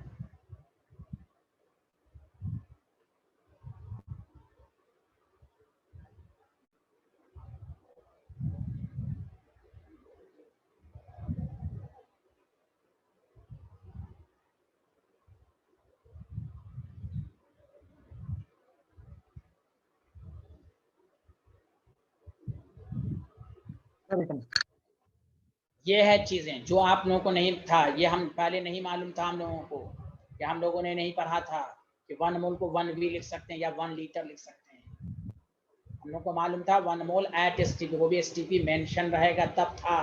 अब यहाँ पर है कि मोल को डायरेक्ट वॉल्यूम में लिख सकते हैं, ये कहने का मतलब है दिस इज कॉल्ड गेलुसाक लॉ। आगे बढ़ें, जल्दी बताइए।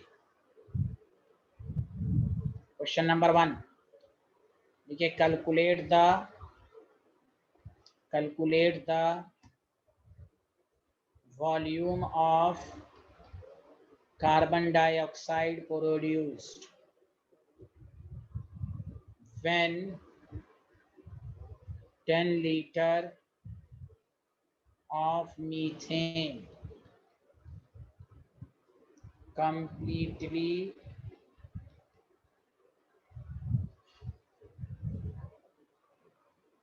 reacts with excess of oxygen। ये भी प्रॉब्लम की केमिकल रिएक्शन है, तो हम सबसे पहले बैलेंस केमिकल रिएक्शन लिखेंगे। ओके स्टूडेंट, पहले लिख लो फिर मैं समझाता हूँ।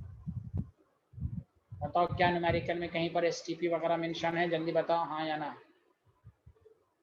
No sir. No sir. Very good, आप पहले लिख लीजिए तब मैं समझाऊंगा। लिख लिया तो बताइए। Yes sir. Yes sir. आप सुनिए, पहले आता हो, प्लीज सुनिए, स्क्रीन को देखिए, तब डाउट नहीं रहेगा। आप पहला काम, कभी भी problem related to chemical reaction रहे, आप रिएक्शन लिखिए। तो सुनिए, CH4 है, O2 के साथ रिएक्शन किया, कार्बन डाइऑक्साइड गैस बना, वाटर लिक्विड में बना, देख लीजिए सांची। अब वाटर लिक्विड में है तो हम गैस में ही अप्लाई करेंगे। अब बताइए, 1 मोल लिख सकते हैं, 2 मोल लिख सकते हैं, 1 मोल लिख सकते हैं। बोलिए हाँ या ना। Hello everyone. Yes sir. Yes sir. अब बताइए आप लोग, 1 मोल है तो 1 V लिख सकते हैं, 2 मोल है 2 V लिख सकते हैं, और इसको 1 V लिख सकते हैं, हाँ या ना। Hello everyone. Yes sir. अरे कोई बोल ही नहीं रहा हो, हेलो हेलो Yes. बोलो। Yes sir. आप Yes, बोले sir. हाँ, मेरे साथ मेरे क्लास में थोड़ा बोलिएगा तो मजा आता है। अब सुनिए, वॉल्यूम कितना लिखा हुआ है? 10 लीटर। 1 into 10 10 20। देखो 10 लीटर कार्बन डाइऑक्साइड प्रोड्यूस हुआ कि नहीं? हेलो एवरीवन, तो दिस इज द आंसर। अब स्टूडेंट क्या करेगा? 10 मोल निकालने में अपना वक्त बर्बाद करेगा। मोल निकल ही नहीं सकता। बहुत सारे लोग, sir something is missing, STP नहीं दिया, your mind is missing, your concept is missing. अब इस क्वेश्चंस को याद कर लें, दिमाग में सेट कर लें, किस तरह के क्वेश्चन को हम गेलुसाक लॉ से करेंगे। Did you understand everyone? हाँ या ना, जल्दी बता दें। Yes sir. Yes, sir. कोई बोल ही नहीं रहे, नहीं समझ में आया? Yes, sir. Yes sir. Good, बहुत अच्छे आदमी आप लोग, जल्दी लिखिए। नेक्स्ट क्वेश्चन की तरफ। छोटे छोटे क्वेश्चन है, बहुत मजा आएगा। छोटे छोटे क्वेश्चंस हैं। साथी, have you any problem in this question? साची, यस सर। कोई डाउट है आपको? नो सर, मैं वो बोल रही थी, वो मीथेन गैस है तो उस पे जी का। हाँ हाँ, वो गैस है ना, भी लिखा रहे तो गैस ही समझिए। साइंटिस्ट,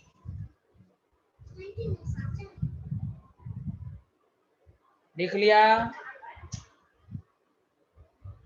हेलो एवरीवन, लिख लिया? Yes, sir. हाँ, Arpit, Ayushi, Sanchi, Suraj, Yes, sir, written. Kashish, written written Yes, sir. Written. देखिए, बहुत क्वेश्चन सब मैं कराऊंगा इस पर, सुने आप। नेक्स्ट क्वेश्चन के देखिए, the total volume of reactant इस 27 लीटर है। सिर्फ एक रिएक्टेंट का नहीं, जितने भी रिएक्टेंट होंगे सबका वॉल्यूम 27 लीटर है। ठीक है, अब कह रहा है then calculate the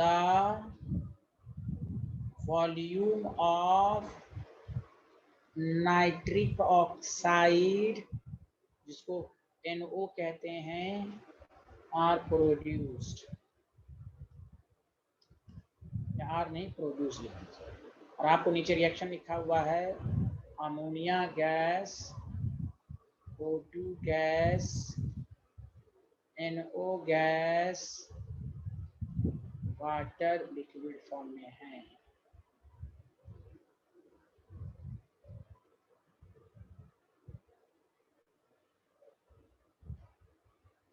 four NH3 5O2 4NO। आप सुनिए सारे लोग, प्लीज सारे लोग सुनिए। पहले लिख लिया तो मैं पढ़ाऊंगा, जल्दी बताइए। लिखा? Hello everyone. Yes sir. Yes. तो फिर से देखिए, 4 मोल है, 5 मोल है, 4 मोल है। पहले सारे लोग देख रहे हैं स्क्रीन को, भले आता हो देखें स्क्रीन को। लिख लिया? सॉरी, पहले सब लोग को यहाँ तक आ गया? जल्दी बताइए, अरे बोलिए ना Yes, जल्दी sir. से। हाँ यस सर। आप देखें, न्यूमेरिकल में कहीं पर स्टिप नहीं है, हम इसको लिख सकते हैं 4V 5V 4V लिख सकते हैं। जल्दी गवाही दें, लिख सकते हैं? Yes, sir. लिख सकते हैं ना? कोई कहेगा क्यों लिख सकते हैं? According to Gay-Lussac law. आगे बढ़े, जल्दी बताइए। लिख। अब देखिए, आपको क्वेश्चन में करा total volume of the reactant 9V is equal to 27। क्यों? देखिए 4V और 5V, 9V should be equal to 7 लिखा हुआ ना, total volume of the reactant. अरे बोलो यार, hello everyone. Yes sir. Yes sir. Volume is equal to 3 litre. बस वो वॉल्यूम की वैल्यू पुट कर दो। ये कितना हो जाएगा? 12 लीटर। ये कितना हो जाएगा? 15 लीटर। ये कितना हो जाएगा? 12 लीटर। तो 12 लीटर NO प्रोड्यूस हुआ कि नहीं? जल्दी बोलिए, हेलो एवरीवन। यस बोलिए सर। ना, यस।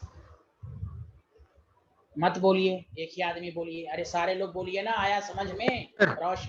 रोशनी, अर्पित, आयुषी, सांची, सूरत, कशिश, रोशनी, सब लोग बताएं, आया? Yes, sir. Yes sir. ये सांची क्यों नहीं बोल पा रही है? सांची आ रहा है समझ में? यस सर, वो आगे को 12 लीटर दोबारा बता। हाँ आ गया ना आपको? वेरी गुड, बहुत तेज है। सर 12 लीटर वाला दोबारा बता दीजिए। इस 27 में। अच्छा देखिए, total volume of the reactant 27 है। यहाँ रिएक्शन में टोटल वॉल्यूम कितना होगा? 4V और 5V, 9V होगा कि नहीं? जल्दी बताएं। Yes sir. तो 9V should be equal to 27, तो V 3 लीटर हो गया। ओके सर, 3 ओके, तो V की जगह 3 करके मल्टीप्लाइड कर दीजिए। Okay scientist, very good. बहुत ही अच्छे अच्छे क्वेश्चन इस पर आते हैं। अब देखिए, अब मैं एनसीईआरटी का डायरेक्ट क्वेश्चन दे रहा हूँ। अब मैं एनसीईआरटी का डायरेक्ट क्वेश्चन दे रहा हूँ। पहले लिख लिया तो बताइएगा। Yes sir. Written written written everyone, written. Yes sir. Yes, sir. Very good. Yes, sir. अब देखिए, मैंने इसलिए ये क्वेश्चन कराया कि एनसीईआरटी ने इस पर एक क्वेश्चन दिया है। एनसीईआरटी एक भी दे दिया तो समझिए कि वो काफी है। अब वो कोई भी टीचर इस पर कोई भी क्वेश्चन बना सकता है। तो एनसीईआरटी का क्वेश्चन ये है इस पर, और ये आप बताएंगे। उन्होंने कहा कि 10 वॉल्यूम, ऐसा ऐसे लिखता हूँ मैं, देखिए 10 volume of dihydrogen reacts with 5 volume of dioxygen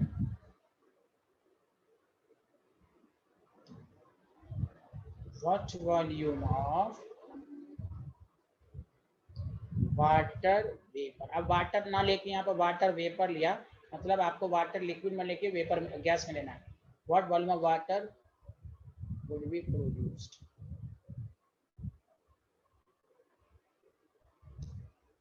है H2 है, O2 है, 2H2O है, ये गैस में। चलिए आप बना के दिखाइए। ये है एनसीईआरटी का डायरेक्ट क्वेश्चन। बोलिए।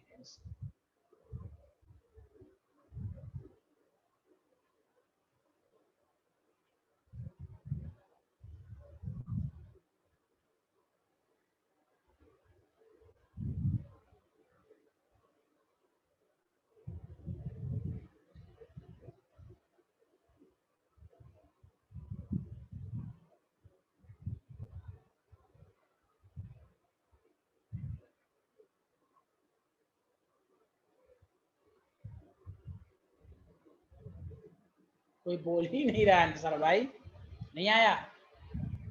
चलिए कोई बात नहीं, चलिए यहाँ देखिए 2v लिख सकते हैं इसको। अरे बोलिए 2v लिख सकते हैं, हाँ या ना? हाँ सूरत का आंसर आ गया, वेरी गुड। हाँ ठीक है, 2v 1v, तो 2v। अब ये कह रहा है 10 वॉल्यूम ऑफ डाइहाइड्रोजन, प्लीज यहाँ देखिए, तो 10 वॉल्यूम ऑफ हाइड्रोजन का मतलब ये हुआ ना कि 2v is equal to 10, तो v is equal to 5 आ जाएगा। जल्दी बोलो हाँ या ना? अल्लाह Yes, बोल ही sir. नहीं रहे, गलत बात है ना, बोलिए ना हाँ या हाँ। तो कहता है देखिए v की वैल्यू 5 पुट कर दीजिए, 10 5 10, तो कितना वाटर वेपर प्रोड्यूस हुआ? 10। Did you understand? Hello everyone. Yes, sir. Yes, sir. Yes, this is called Gay-Lussac law. आगे बढ़ें, जल्दी बताइए। बहुत आसान, Yes, sir. बहुत आसान है भाई। मैंने कहा पूरा कॉन्फिडेंस लाऊंगा तभी आगे बढ़ूंगा मैं आगे। अरे सांची को समझ में आया?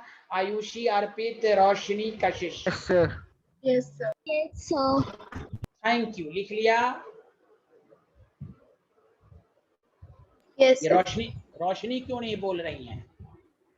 सर मैं लिख रही हूँ। अच्छा आप लिख रही हैं, लिखिए scientist. Sir return.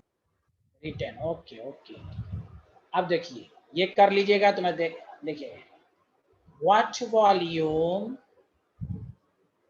Of O2 is required, इसके बाद एक क्वेश्चन देके मैं छुट्टी कर दूंगा।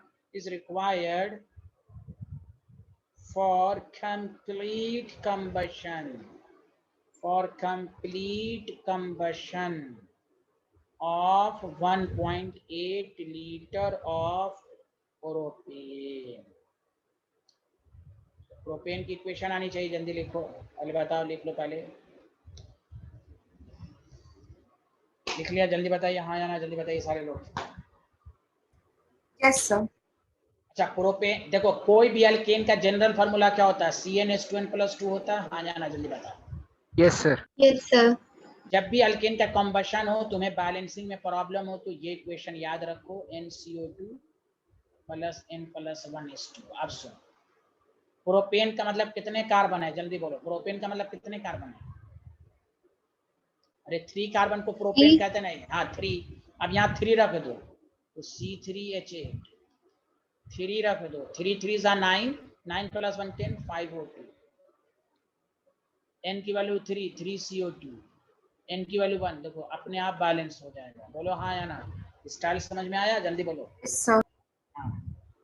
अरे यार अर्पित, आयुषी बोलिए ना, सबको समझ में आया? Hello sir Sir. एक ही रिपीट कर दो सर। क्या रिपीट करना भाई? N की वैल्यू 3 रख दो ना सब में, ये फार्मूला होता है। N की वैल्यू 3 रख दो, C3H8 3 रख दो, 3 3 9, 9 + 1 10, 10/2 5 हो गया। 3 रख दो, 3 CO2। अरे बोलो, अगर इथेन होता तो 2 रख दो, 2 है। मीथेन होता तो N की वैल्यू 1 रख दो। यानी ये है कि अगर तुम्हें डायरेक्ट बैलेंस करने में परेशानी हो रही है तो ये फार्मूला याद करो। बोलो आया समझ में? हाँ या ना, जल्दी बताओ। Yes sir. Yes, sir. Yes अब सर। अब कह रहा है what volume of O2 is required for the complete combustion. अच्छा तो देखो 1V है तो ये 5V है। Hello everyone, hello everyone. Yes, sir. हाँ अब बताओ, जब ये 1.5 लीटर होगा तो ये 5 × 1.5 तो कितना हो जाएगा? 9 लीटर नहीं हो जाएगा? This is the answer. तो भाई O2 का कितना वॉल्यूम रिक्वायर्ड है? 9 litre. This is the answer. Hello everyone, जल्दी Yes, बोलिए sir. ना, कोई बोल ही नहीं रहा, गलत बात है। Yes sir. Yes, sir. हो गया? Yes sir. देखिए कितना आसान क्वेश्चन। अब इसमें याद रखिए, अब 18 है, अब बहुत सारे स्टूडेंट मोल निकालने नहीं, मोल को वॉल्यूम से डायरेक्ट करें। अब एक लास्ट क्वेश्चन, बहुत ही शानदार क्वेश्चन है, उस पर एंड करूंगा। Happy ending, happy ending. लिख लिया तो बताओ सारे लोग। सांची को समझ में आया? कशिश रहमान को समझ में आया? जल्दी बताएं। Yes sir. अगर पूछता कितना O2 प्रोड्यूस हुआ तो 1.8 × 3 कर देते, है ना, 5.4 हो जाता है। आगे बढ़े, जल्दी बताइए। Yes, sir. अच्छा देखिए ये क्वेश्चन बहुत जबरदस्त, इस तरह के क्वेश्चन आ चुके हैं, प्रीवियस ईयर क्वेश्चन में आ चुके हैं। बहुत जबरदस्त क्वेश्चन है ये, समझा कि नहीं? नीट में आ चुके हैं। देखिए देखिए 10 ml of alkane, 10 ml of alkane on combustion gives 30 ml of carbon dioxide, 30 ml of carbon dioxide. और आपसे पूछेगा write the formula of alkane. A option methane, B option ethane, C option propane, D option butane. पहले लिख ले, मैं खुद करूंगा. 10 ml of alkane on combustion give 30 ml of carbon dioxide. क्या है फॉर्मूला बताइए. यहाँ अल्केन का नाम नहीं लिखा है. बताओ, लिख लिया तो सारे लोग बताओ. Yes sir written. Yes, sir, written. अच्छा, मैंने अल्केन का अभी क्यों मैंने इससे पहले जस्ट ये न्यूमेरिकल कराया. तो सबसे पहले अल्केन जब नहीं है तो यही जनरल इक्वेशन लिखना पड़ेगा तुम्हें. बोलो बोलो बोलो बोलो, अरे बोलो यार, यही तो लिखना पड़ेगा ना. Yes sir. हाँ, इसलिए मैंने जानबूझ के इससे प्रीवियस क्वेश्चन को करके तुम्हारे अंदर कॉन्फिडेंस लाया कि कोई भी अल्केन का कंबशन होता है तो जनरल फार्मूला याद रखो, NCO2 + N+1H2. अब तुम लोग प्लीज स्क्रीन को देखो. इसका अल्केन का कितना वॉल्यूम दिया हुआ है जल्दी बताओ. न्यूमेरिकल 10 दिया हुआ है. अरे यार कुछ तो बोल दो. 10 दिया Yes, हुआ है ना. sir. अच्छा चलो ऐसे करते हैं. अच्छा छोड़ो तुम लोग बहुत ये 1 वॉल्यूम 1 मोल है तो 1 वॉल्यूम. ये कितना मोल है? ये स्टोइकोमेट्रिक मोल ही होता है. 3n + 1/2 into volume. यहाँ n इंटू वॉल्यूम लिखोगे. बोलो हाँ या ना. अरे according to the Yes, mole. sir. Yes, sir, yes, sir. अब बताओ ये कितना वॉल्यूम दिया हुआ? 10 ml दिया हुआ है. हाँ या ना जल्दी बता दो. 10 ml है ना वॉल्यूम. Yes, sir. तो Yes. 10 ml 10 हो गया. ये क्या हो जाएगा? 3n + 1/2 इंटू 10 हो जाएगा. ये कितना हो जाएगा? 10n हो जाएगा. बोलो हाँ या ना. Yes, चलो Yes, sir. अब बताओ, क्वेश्चन में बताओ कार्बन डाइऑक्साइड कितना प्रोड्यूस दे रहा है, कितना दिया हुआ है. क्वेश्चन में बताओ ना कितना carbon dioxide combustion 30 ml. 30 ml. तो बताओ this 10n should be equal to 30. तो n is equal to 3, n is equal to 3 डाल दो तो प्रोपेन बन जाएगा. वो कितना अच्छा क्वेश्चन गेलुसाक लॉ पर दे देगा. जो गेसुलका पढ़ेगा ही नहीं तुमसे न्यूमेरिकल कैसे होगा. बोलिए आया समझ में? हाँ या ना जल्दी बता दो. Hello everyone. Yes, sir. yes, sir. अब स्टूडेंट को ये लगता है इतनी दफा पढ़ लें कि भाई गैस दिया हुआ वॉल्यूम है, एसटीपी नहीं है, गेलुसाक लॉ इस्तेमाल करेंगे, मोल को डायरेक्टली वॉल्यूम में लिख देंगे. This is the concept. तो एनसीईआरटी एक क्वेश्चन भी दे दिया, समझिए समंदर है. एनसीईआरटी समंदर है. वो एक क्वेश्चन भी दे दिया तो आपको पढ़ना है. चलिए आगे बढ़े. जल्दी बताइए. लिख लिया? Hello everyone. सबको समझ में आया? सांची को आया ये क्वेश्चन समझ में कि नहीं आया? सर आ गया. Very good very good very good. Arpit Aayushi को आया समझ में और रोशनी को? Yes, sir. चलिए तो ये चैप्टर खत्म, लेकिन इसमें कुछ क्वेश्चन की प्रैक्टिस एक्स्ट्रा क्लास में होगी. सुना? वो अलग पेजेस पर होगी. चूड़ी वगैरह सारा कंसेप्ट होने. मैं इस पर और क्वेश्चन कराऊंगा लेकिन वो एक्स्ट्रा क्लासेस में होंगी. अब आपकी क्लास हफ्ते में 3 दिन होगी. संडे को भी बुलाया जा सकता है कभी कभी. 3 या 4 रोज अब होगी ही. 3 दिन तो मस्ट है. 4 डेज भी हो सकती है. चलिए आज इतना ही. नेक्स्ट क्लास में मुलाकात होगी नए चैप्टर के साथ, atomic structure. Okay bye bye. Thank you everyone. Thank you sir. Thank you, sir.